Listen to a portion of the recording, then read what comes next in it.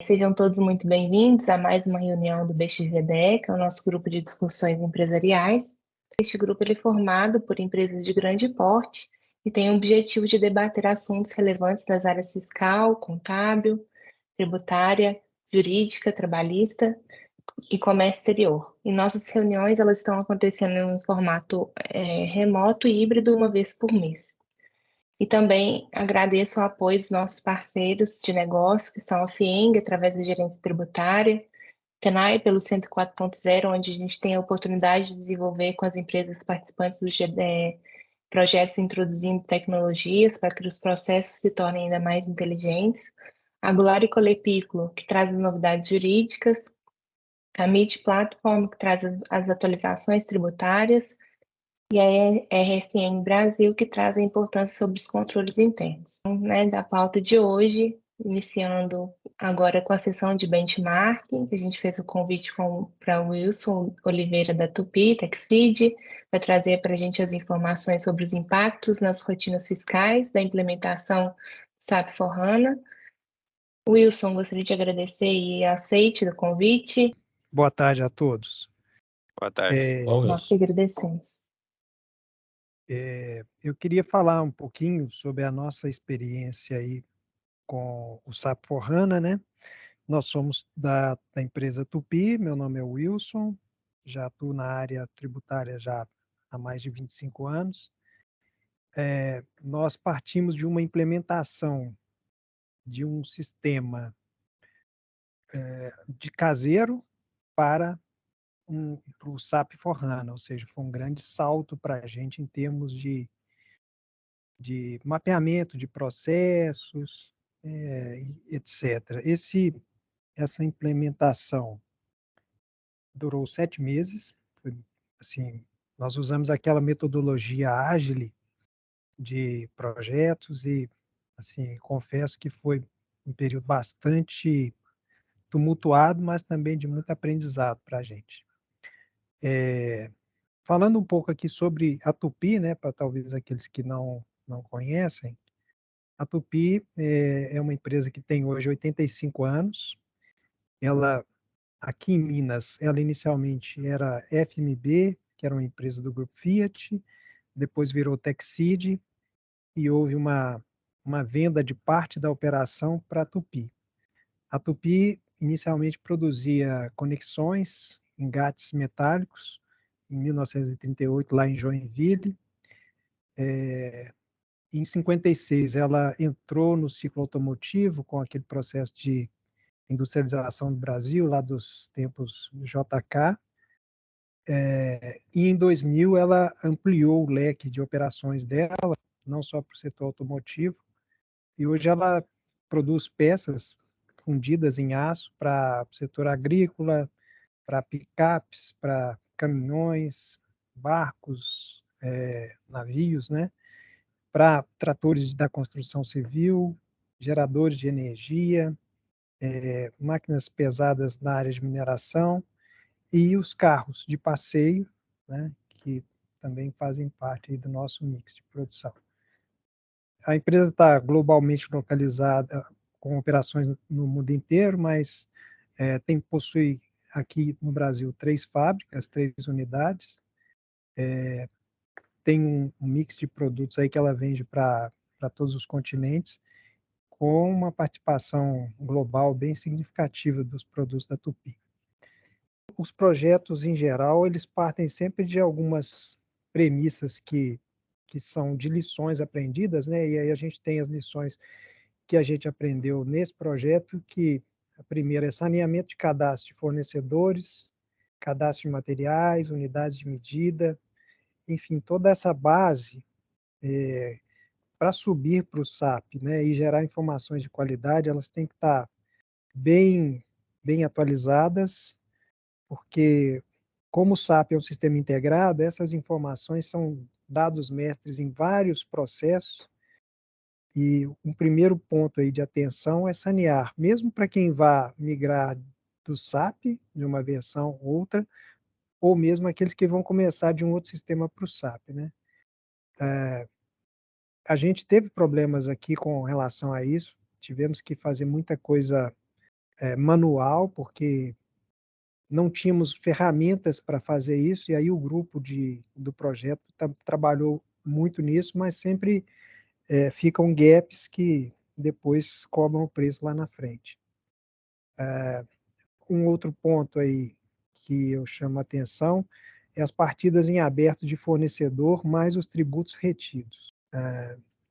O outro ponto aí é a migração de saldos de pedidos de compra, a conversa entre os sistemas, né, entre legados e o SAP, muitas vezes não é amistosa, então sanear pedidos de compra, saldos em aberto desses pedidos, regras tributárias que estão lá e que precisam migrar para essa nova regra.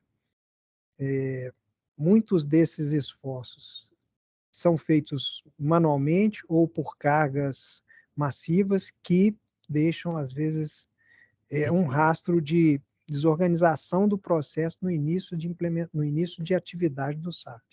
A implantação da base histórica do SAP, do SIAP e do CREDPIS, né, os saldos que estão vindo de outro sistema ou mesmo de outra versão do SAP é um ponto de atenção muito importante para não deixar problemas ou pendências para trás, né?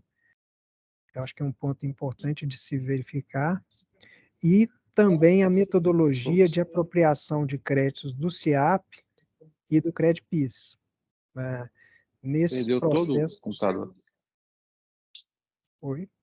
nesse processo de implementação, nós tivemos mudanças de regras que o SAP não aderia às nossas regras que haviam quanto à metodologia de apropriação desses créditos, por depreciação ou por imobilização em andamento, e isso também trouxe um esforço muito grande no primeiro momento, e que aí a gente ainda tem um resquício desse problema ainda hoje, 2 anos e meio após a implementação, quase 3 anos após a implementação.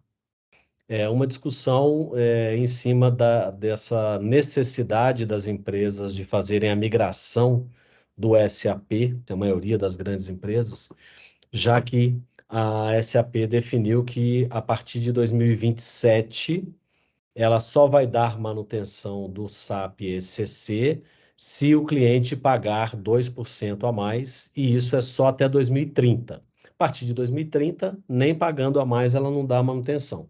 Então, em função disso, as empresas precisam migrar para o S4. E qualquer nova implementação, né, que aconteça, né, que já vem acontecendo, elas já são no S4. Além desse cenário, as empresas que têm Master SAF DW também têm até o final de 2025 para migrar para uma versão na nuvem. Então, também é uma demanda que eventualmente se cruza com a migração do SAP para quem tem as duas coisas. Para quem também usa o SAP GRC para nota fiscal eletrônica, a partir de janeiro de 26 ele vai ser descontinuado, ele vai ser suspenso.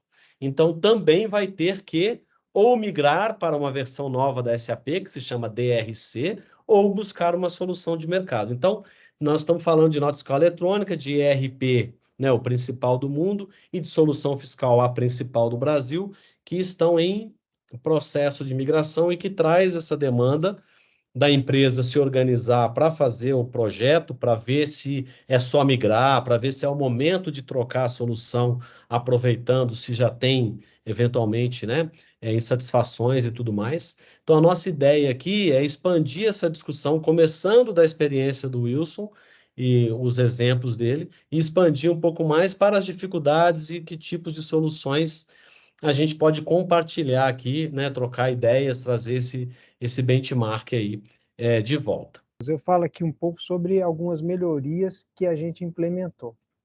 Uma delas é a determinação automática de IVA, de serviços e materiais. Esse é um Z que o grupo, quando a empresa ainda era o grupo Fiat, né, é um Z que a gente trouxe de lá como assim, um achado, uma coisa que já funcionava bem lá. E aí a gente criou essa estrutura aqui. Então, como funciona hoje no SAP? existe toda uma parametrização de cadastro de fornecedor, código de material e algumas tabelas. O SAP interage com essas tabelas e determina o IVA no momento da feitura do pedido de compras. Lógico que, como isso é um processo, vamos dizer assim, padronizado, nem sempre isso consegue atender a especificidade de uma operação. Mas, a partir da primeira intervenção corretiva que você faz de uma variação, se você tiver aquele fornecedor fornecendo os produtos com aquelas características, você consegue gerar um automatismo aí para os registros fiscais. Então, aqui a gente fala um pouco sobre isso, como que funciona. Basicamente, a gente trabalha com cadastro de cliente e cadastro de fornecedor, colocando algumas informações lá, que é o campo-chave lá, que é o setor industrial.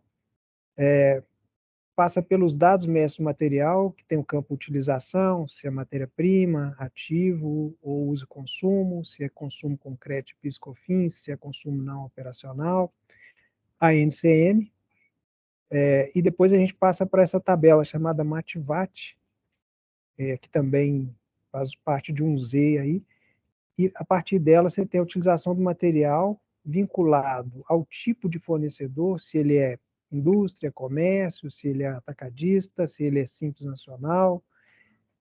E aí, a partir disso, tem um IVA padrão. Eu falava sobre a determinação automática de IVA, né? E aí, aqui é uma outra tabela, essa para serviços,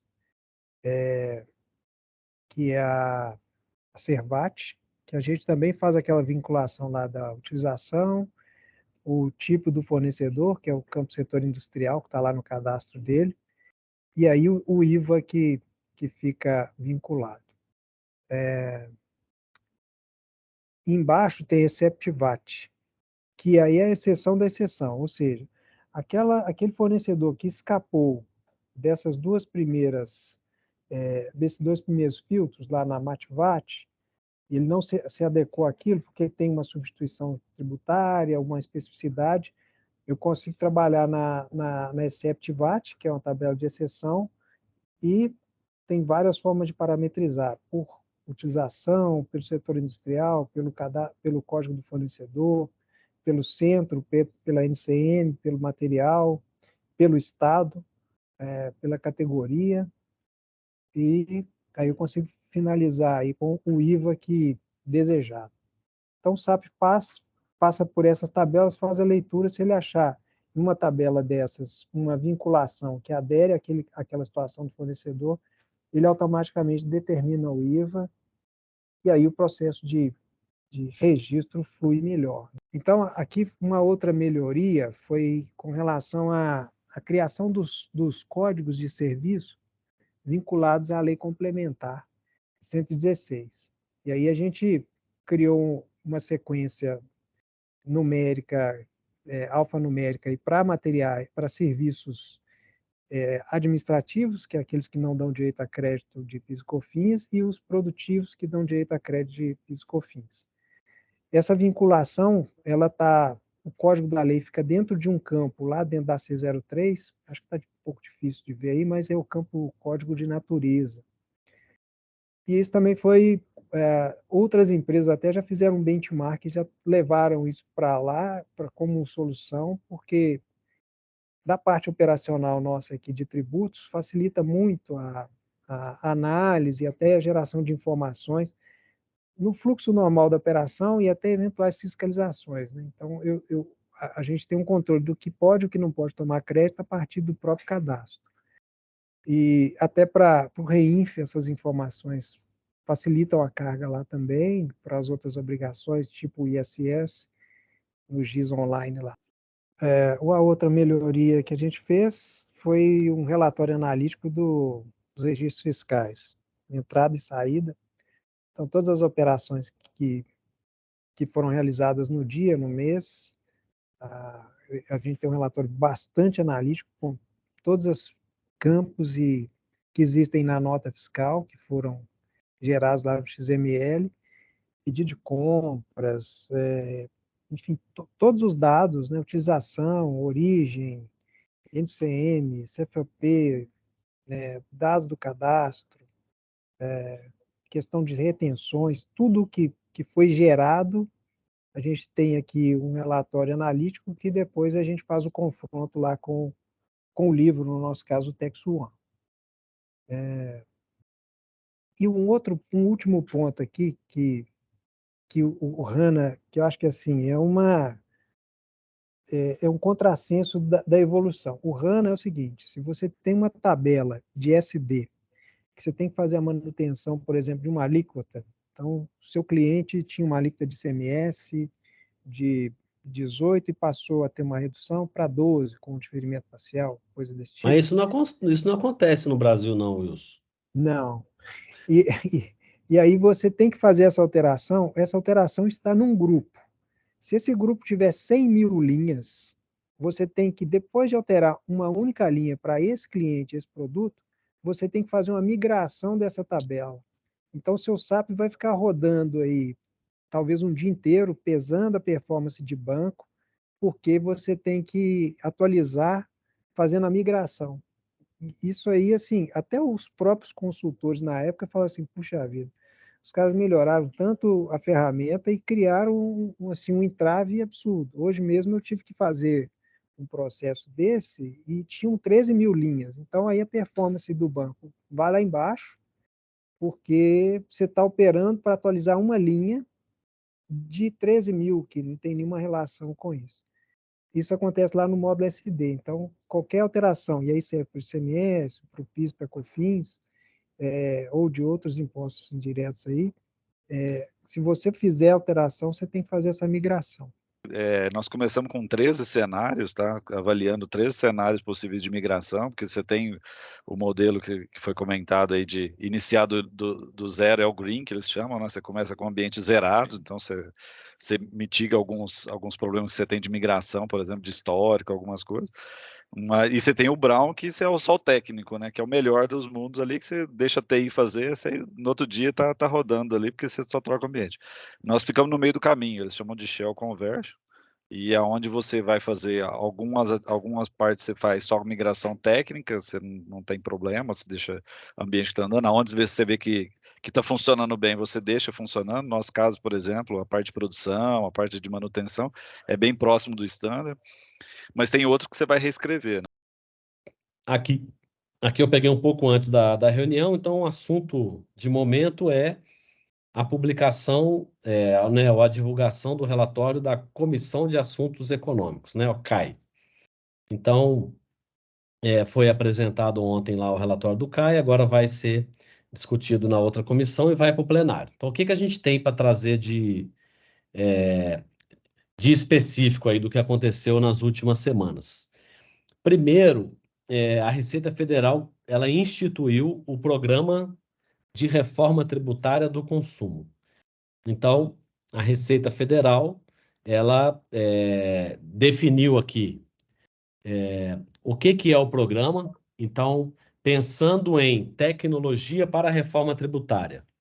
Então, cadastros, escrituração fiscal, declaração, cobrança, pagamento, aí a parte dos créditos, né, direito creditório, e fiscalização e contencioso administrativo e judicial. Então, o que a Receita Federal fez foi instituir um grupo de trabalho composto exclusivamente pela Receita Federal.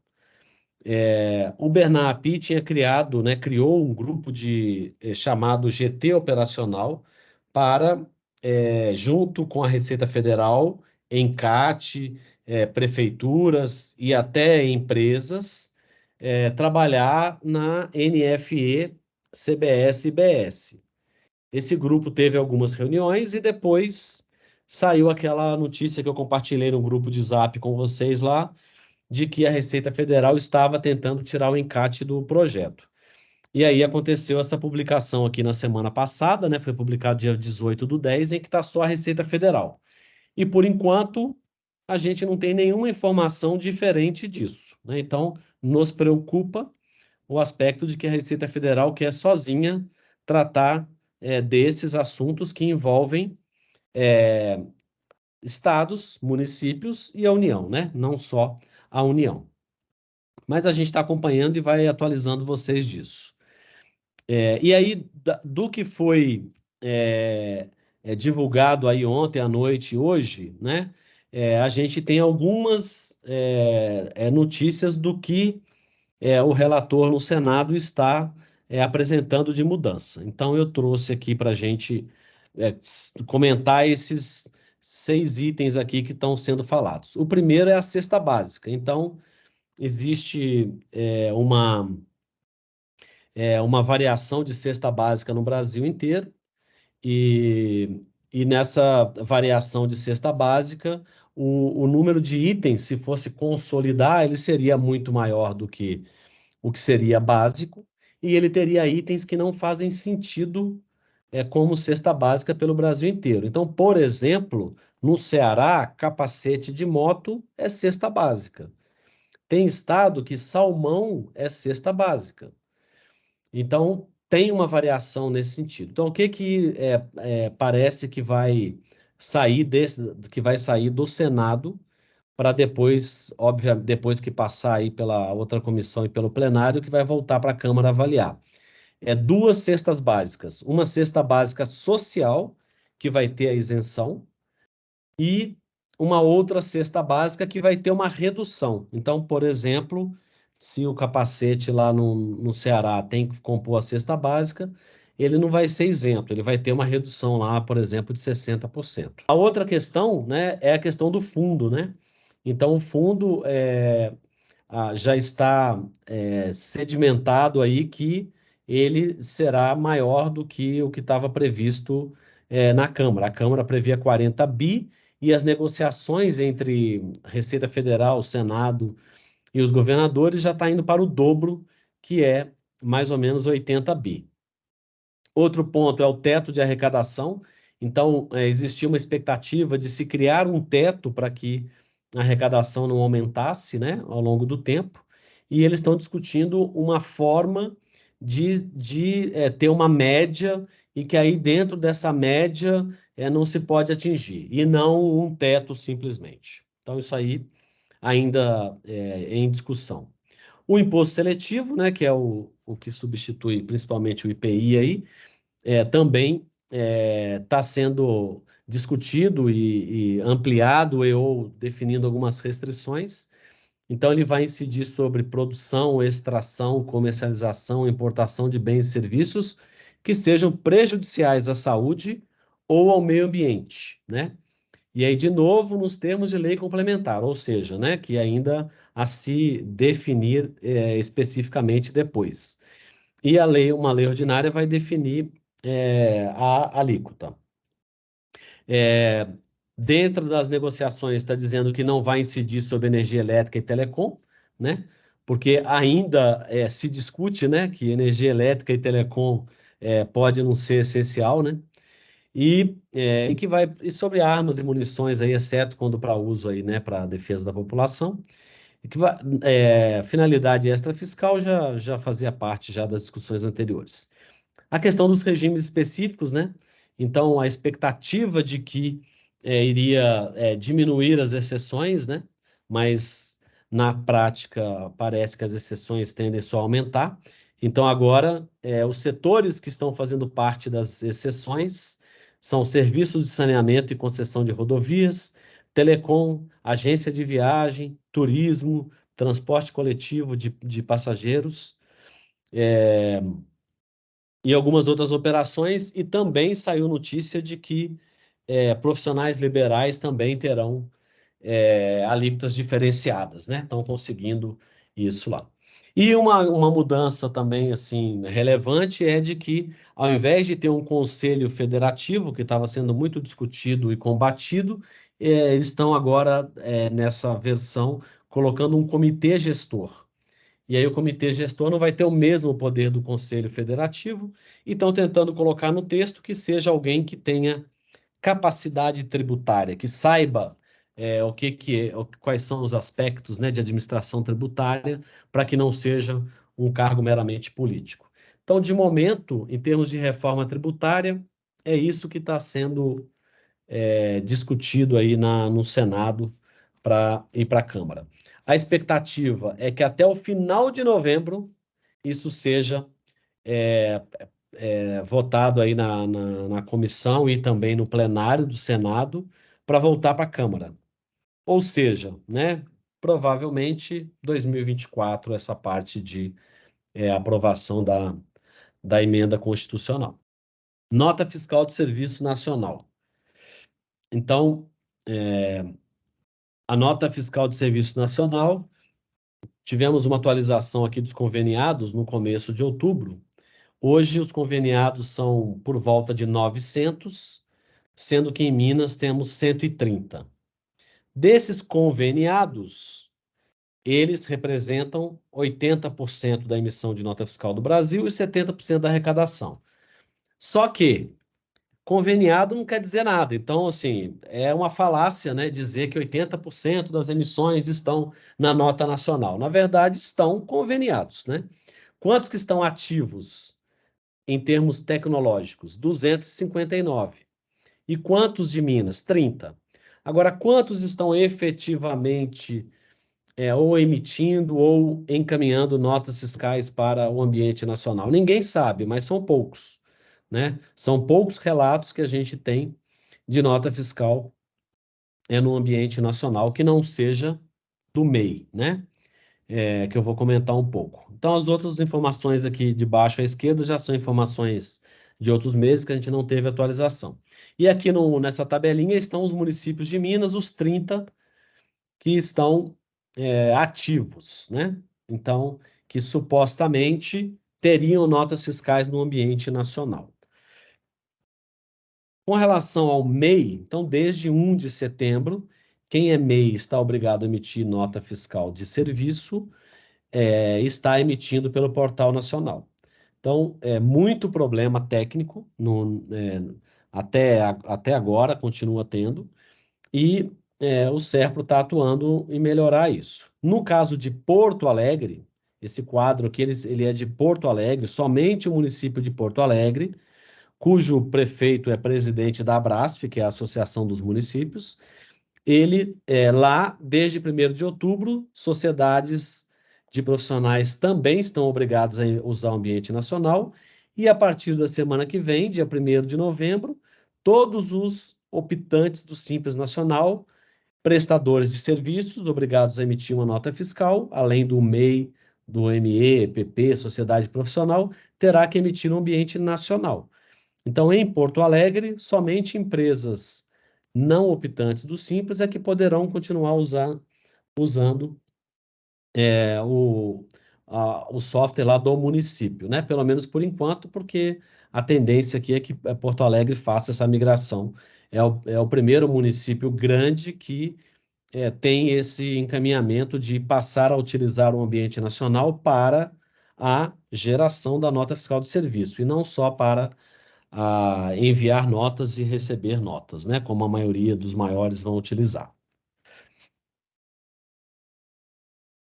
Nota fiscal eletrônica, a gente teve aí nas últimas semanas a publicação de 2 notas técnicas somente, não temos nenhuma prevista para entrar em produção agora em outubro, novembro.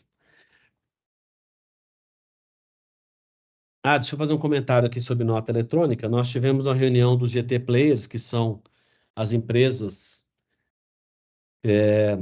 contribuintes e software houses, junto com as secretarias de Fazenda e o ENCAT. Aconteceu em Belo Horizonte há 2 semanas, e nesse encontro o Estado de Minas se comprometeu a, até meados de novembro, resolver definitivamente os problemas de geração de nota fiscal ao consumidor, nota fiscal eletrônica e CTE.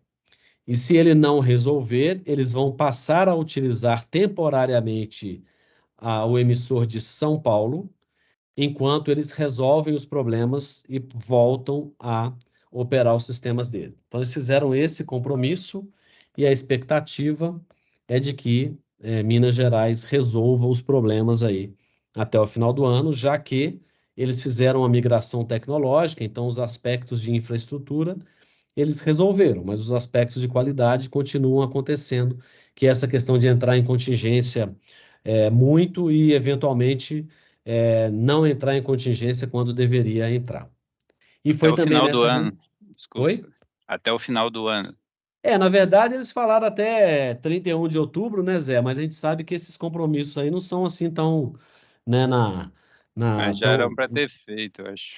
na data, né? Mas assim, o É. compromisso, o Encate conseguiu puxar que ainda é o Renato De Luca, que é o diretor aqui da Cefaz de Minas, que era lá do projeto Nota Eletrônica no passado, e conseguiu deles o compromisso de que se não resolver, que vá para outro lugar, né? Poderia ir para a Cefaz virtual no Rio Grande do Sul, mas Minas já tem alguns acordos aí de contingência com São Paulo, então seria mais... Minas diz que é melhor para eles usar o de São Paulo, então o compromisso foi esse. Se não resolver, eles vão passar a fazer por São Paulo até eles resolverem e voltar para Minas. Ok. E foi nessa reunião também que eles informaram, né, que o 1601 será desobrigado em Minas Gerais, né? Ainda não saiu legislação, mas a Cefaz deu essa resposta, já que Minas estava entre os poucos aí que ainda não tinha se manifestado. Então É o que a esperamos gente tem a aí publicação. com Juninho aí, que a minuta da lei aí já está até pronta, né? Falta só publicação, né, Juninho? Que a gente recebeu o e-mail. Chegou da Fieng. Aguardando ansiosamente. Que bom. Vamos acompanhar, né, ansiosamente isso aí. Beleza. Transfer price, né? Então, para quem tem aí operações com preço de transferência, né? Seja filiais em paraísos fiscais ou transação de produtos com matrizes e filiais no exterior. A Receita Federal editou novas regras depois de uma consulta pública, depois de muito debate e alinhado com as ações lá da OCDE, né? Então o Brasil está caminhando já o transfer price já há mais tempo, mas em todos os governos aí passados, né, nos recentes, em buscar se adequar às ações da OCDE para fazer parte em algum momento. Então o transfer price teve mais essa atualização. Minas Gerais teve, no começo de outubro, a publicação da lei sobre o Fundo de Erradicação da Miséria, né? A restituição. Então, aqui, né, perfumes, água de colônia, etc., né? A gente não é social, né? Tá? Tem que pagar o adicional aqui, né? Do CARF teve aí uma decisão em que o contribuinte deve provar operações em caso de baixa de CNPJ de fornecedor. Então, esse aqui também é um assunto que antes da nota eletrônica tinha muito mais discussão, né, do que desde a nota fiscal eletrônica, que é você receber uma nota fiscal de um contribuinte inidôneo, né, e tomar esse crédito, né? Então, a decisão do CARF é de que se você recebeu a mercadoria, pagou a nota fiscal e pode provar isso, você tem direito ao crédito. Agora, se você não pagou o fornecedor ou se você não recebeu a mercadoria, então você não pode tomar esse crédito. Porque, na maior parte dos casos, aqui a gente está falando de operações fraudulentas, né? Empresas que abrem, emitem um monte de nota e depois fecham, né?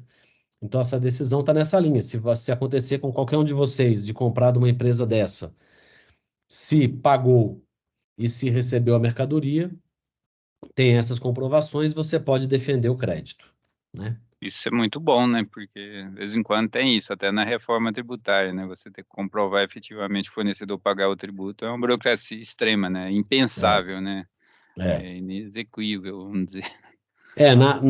Assim, o desenho, né, que está ainda num alto nível colocado para compensação na reforma tributária, né, no modelo de split payment, né, é um modelo em que, na hora que eu vender para você, eu tenho lá R$ 2.000 de débito de imposto. E esse 2.000 está amarrado. Se eu não pagar esse 2.000, você não pode tomar esse crédito. Isso não é uma decisão ainda, né? Não é uma norma, Né? mas esse é o desenho superficial e muita gente está combatendo isso, obviamente, né? por N motivos, né? Porque sistemicamente o governo tem a parte jurídica aí que eu acho que é questionável, por Isso, mais que também. mas até operacionalmente também teria um desafio enorme para Ué, superar, como é que você vai né? controlar isso? Você com 20 mil Operação, o notas, saber o governo que vai que... ajudar, né? o que... Vamos saber se o nosso fornecedor pagou o tributo ou vamos ter que ficar É, ligando e pedindo guia. Assim, é algo impensável. É algo, vai temos que contra o acompanhar com as processo de simplificação. federações, tudo, é É, impensável. E é. sempre tem algo assim, né? Na FD contribuições, aí a gente já falou, tem que registrar a nota de acordo com a emissão. Então, assim, a pessoa que tem noção nenhuma do processo das empresas, né? Que faz um negócio. É. Eu acredito que vai ter alguma solução diferente aí. Não acredito que vai nessa linha, mas é a É linha bom até de... ouvir uma decisão do CARF a respeito disso, né? Por mais que É, com base na legislação atual, mas é questão de bom senso também, né? isso. Aí, atendendo o pleito das empresas, o CONFAS revogou os novos CFOPs que estavam previstos, né? CFOPs, CSTs e tal, porque até em linha com a discussão de reforma tributária, a mudança que ia gerar, as empresas levantaram os custos das software houses para fazer isso, das empresas para implementar, então conseguiram que fosse revogado. Teve uma Jucinier falando do internamento aí na Suframa, né? Em que já houve uma evolução muito grande e agora tem mais uma alteração nesse sentido da comprovação, né, de que houve um internamento na Suframa em função dos benefícios que existem para a remessa para a Suframa. Aí tem a questão dos novos prazos, né, para DCTF, Web, Reinf, né? Então agora, quando o dia 15 cair no dia não útil, a transmissão vai ser no dia seguinte, né? A, as entidades tentaram até que esse mês, né, que ainda foi dia 13, a Reinf, que houvesse uma prorrogação em função dos problemas que aconteceram de transmissão no dia 13, mas não conseguiram. Então, se alguém não conseguiu transmitir, ficou fora do prazo, porque não houve prorrogação de prazo. O estado do Pará fez uma publicação tratando dos recibos da escrituração fiscal digital. O que que é isso? Houve aí algumas discussões aí no GT 48 e depois no CONFAS, onde os estados vão fazer algumas validações no SPED fiscal e vão reportar isso para as empresas. Então, o Pará já informou que na hora que ele receber, ele vai processar e depois que ele processar, que não é simplesmente a validação no PVA, depois que ele processar, ele vai dar um recibo. Então, é parecido com o imposto de renda à pessoa física. Quando você transmite, ele está lá transmitido, né? E depois de um tempo ele aparece como processado, né? Que quer dizer que você deu um passo a mais ali para não ficar na malha fina, né? Então isso é uma perspectiva de que vai acontecer com os outros estados também.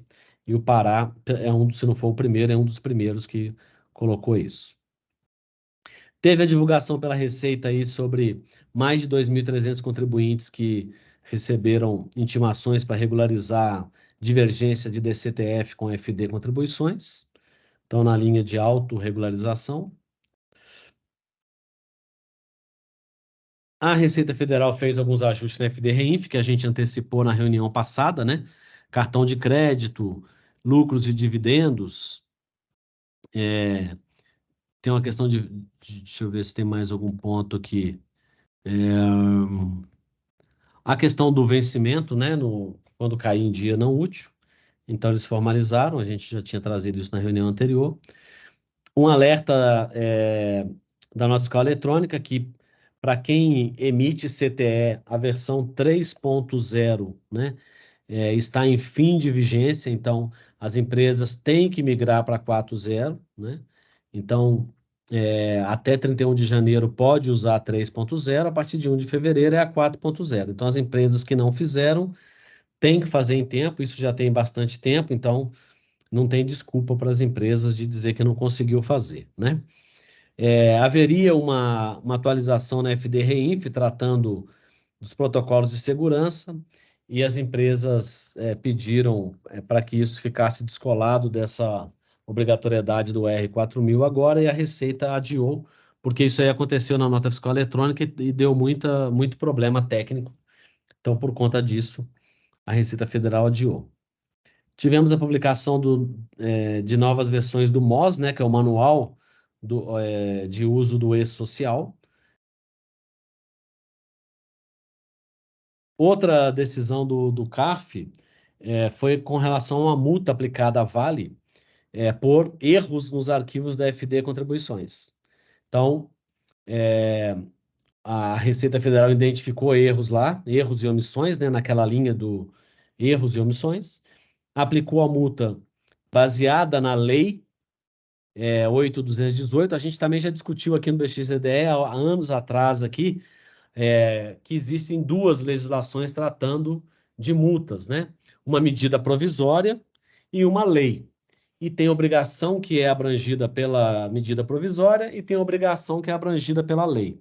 Então, no caso da Vale, a Receita Federal aplicou a lei, que determina uma multa de 5% sobre o valor da operação, limitada a 1% da receita, e o CARF decidiu pela não aplicação, usando a medida provisória e não a lei 8.218, reduzindo a multa ao limite de 0,2% do faturamento, versus 1% da receita bruta. Então, a multa que era de 2 bilhões foi reduzida. Acho que eles não falaram para quanto foi reduzida, mas ela foi reduzida de 2 milhões para algo, né, bem abaixo disso. Se fizer uma conta simples aqui de 1% do faturamento para 0,2, foi de 2 bilhões para uns 400 milhões, provavelmente, né? Então, se alguém tem dúvida também de que erro de NCM, erro e omissão na FD Contribuições gera multa, está aqui uma confirmação de que sim, gera multa, né? Mesmo que alguém não tenha sido autuado, sim, tem fiscalização e sim, gera multa. Foi criada a NFF, que é a Nota Fiscal Fácil para o MEI, então, tanto no Rio Grande do Sul quanto em Santa Catarina. Então, o MEI nesses estados, quando vai precisar fazer uma nota fiscal eletrônica, né, que não seja de serviço, se for de serviço, ele vai fazer no ambiente nacional da nota fiscal de serviço nacional. Se for uma nota eletrônica, ele agora pode fazer usando a NFF, que é o aplicativo criado aí pelo ENCAT aí na nota fiscal eletrônica. Aqui uma coisa interessante falando de ESG, né, que está muito discutido aí em todas as empresas, né, inclusive com certeza na de vocês. Para as empresas que estão, né, na Bolsa de Valores, né, como alguns de vocês, a CVM foi a primeira entidade, né, no mundo a tornar obrigatório um padrão global que pretende ser o padrão em que vai poder ter algum tipo de análise e de comparação dos dados apresentados. Então, hoje não, né? Foi feito um levantamento aí há alguns anos, não sei se foi 21 ou 22, nos balanços das 500 maiores empresas dos Estados Unidos, e o volume que elas declararam de que elas compensaram a emissão de carbono é muito maior do que a emissão do carbono como um todo. Então, o que comprova que os números não eram verdadeiros, né? Então, existe uma preocupação muito grande em se declarar corretamente e em se poder comprovar isso, né? Então, agora existe um padrão global e o Brasil vai ser o primeiro país que vai ter isso, e as empresas que estão na Bolsa no Brasil, elas devem publicar a partir de 2026 esse relatório que permite essa comparação dos dados aí. O STF reafirmou o entendimento de que não cabe pedido de devolução de valores ou de compensação tributária referente à exclusão do ICMS da base de PIS e COFINS depois de março de 2017, se o fato gerador ocorreu antes dessa data. Então, foi mais um recurso julgado e foi reafirmado isso no STF. Hoje foi ou está sendo ou será, né, votado aí o projeto que vai estender por mais 4 anos a desoneração da folha de pagamento. Então, só se acontecer alguma zebra muito grande vai mudar alguma coisa. A expectativa é de que seja aprovado e que a alíquota seja de 8%. Então, se discutia entre 1 e 4,5% e parece que vai ser 8%. O que é vamos dizer, um meio termo aí, né, para não cancelar a desoneração, aumentar um pouco o valor da contribuição para compensar essa desoneração.